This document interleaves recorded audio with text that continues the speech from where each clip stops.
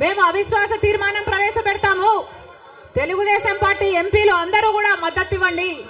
మూకుమ్మడి రాజీనామాలు చేస్తే special status ఎందుకు రాదో చూస్తారన్నాడు జగన్ రెడ్డి. ఆఖరికి జగన్ రెడ్డి గారు ముఖ్యమంత్రి అయిన తర్వాత ఒక్కసారంటే ఒక్కసారైనా, ఒక్కటైనా నిజమైన ఉద్యమం చేశాడా స్పెషల్ స్టేటస్ కోసం?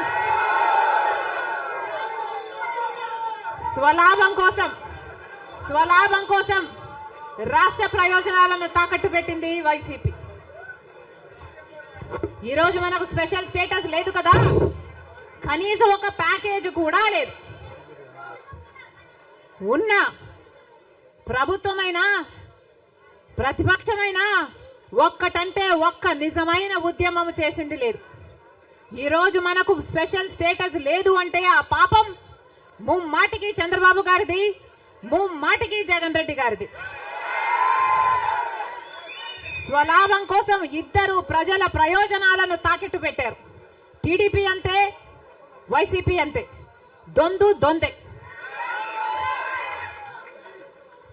అమరావతి రాజధాని అమరావతి అన్నాడు చంద్రబాబు గారు. సింగపూర్ను చేస్తానన్నాడు. 3D గ్రాఫిక్స్ మొత్తం గుర్తుందా? 3D గ్రాఫిక్స్ చూపించాడు చంద్రబాబు గారు. పోనీ అమరావతి రాజధాని అయిందా అంటే అది కాలేదు. జగన్ రెడ్డి గారు వచ్చారు. ఒకటి కాదు 3 రాజధానిలు అన్నారు.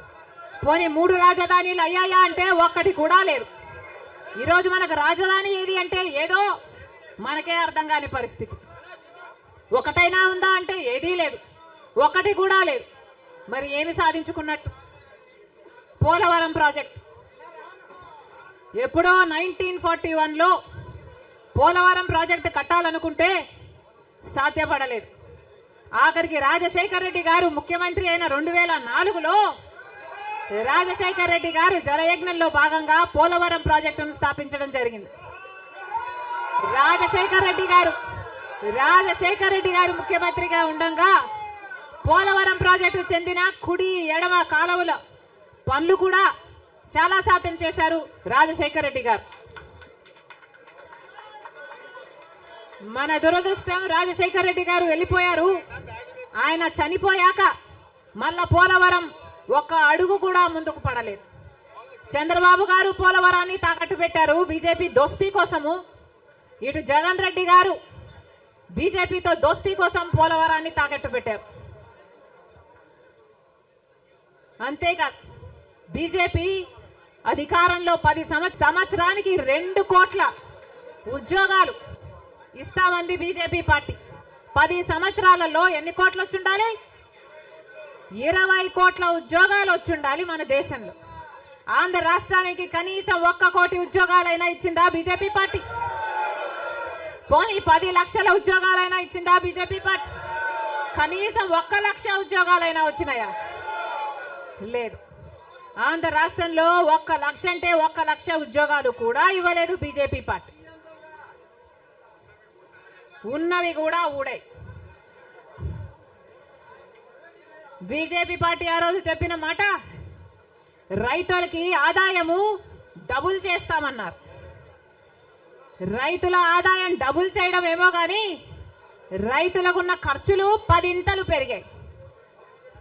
ఈరోజు అప్పు లేని రైతు ఉన్నాడా?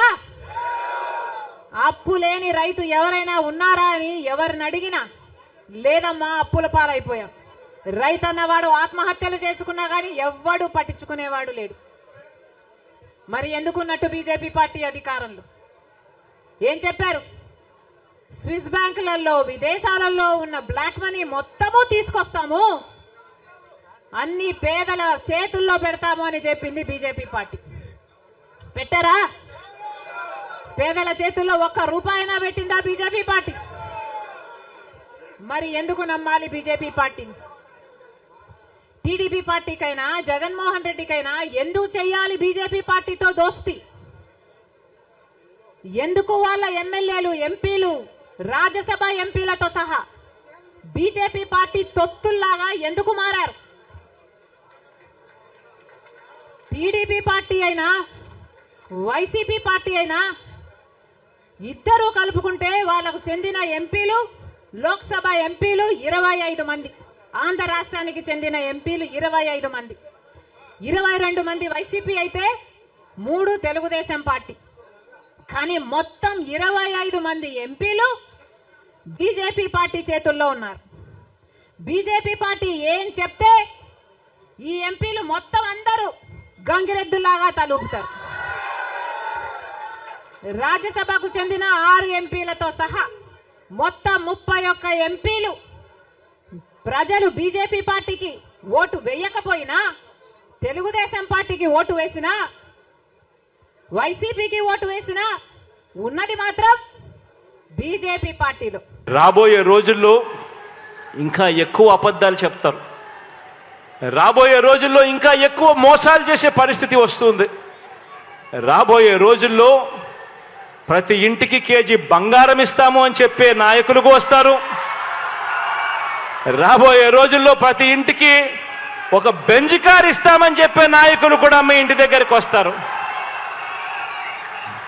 రాబోయే రోజుల్లో కుట్రలు ఎక్కువ జరుగుతాయి, కుతంత్రాలు ఎక్కువ జరుగుతాయి, కుటుంబాలను అడ్డగోలుగా చీల్చే కార్యక్రమాలు కూడా జరుగుతాయి. రాబోయే రోజుల్లో పొత్తులు ఎక్కువగా పెట్టుకుంటారు, కుటుంబాలను చీలుస్తారు, రాజకీయాలు చేస్తారు, అబద్ధాలు చెప్తారు, మోసాలు చేస్తారు. ఇవన్నీ కూడా జరుగుతాయి. అప్రమత్తంగా ఉండమని చెప్పి మిమ్మల్ని అందరినీ కోరుతా ఉన్నా.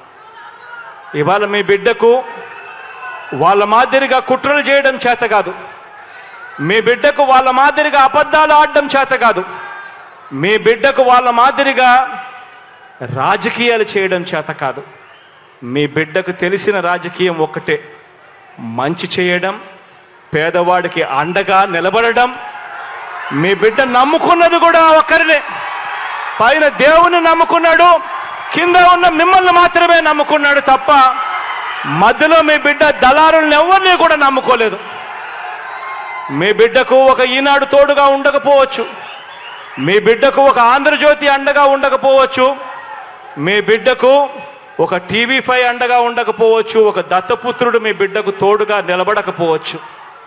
కానీ మీ అందరితో కూడా కోరేది ఒకటే, మీ బిడ్డ నమ్ముకున్నది పొత్తులను కాదు, ఎత్తులను కాదు, జిత్తులను కాదు, కుయుక్తులను కాదు, కుట్రలను కాదు. మీ బిడ్డ నమ్ముకున్నది పైన దేవుడిని, కింద ఉన్న మిమ్మల్ని తప్ప మధ్యలో ఇంకెవ్వరిని నమ్ముకోలేదు మీ బిడ్డ అని చెప్పి కూడా మరొక్కసారి ఈ సందర్భంగా తెలియచేస్తూ అప్రమత్తంగా ఉండండి అని మరొక్కసారి మీ అందరికీ కూడా విన్నవిస్తూ, ఈ మంచి కార్యక్రమంలో మీ అందరితో పాటు మీ సంతోషాల మధ్య ఈ కార్యక్రమాన్ని జరుపుకోవడం మీ బిడ్డగా ఇంతకన్నా సంతోషం ఏదైనా ఉంటుందా అని చెప్పి ఈ సందర్భంగా చెప్పడానికి గర్వపడతా ఉన్నాను, సంతోషపడతా ఉన్నాను అని సందర్భంగా తెలియజేస్తా ఉన్నా.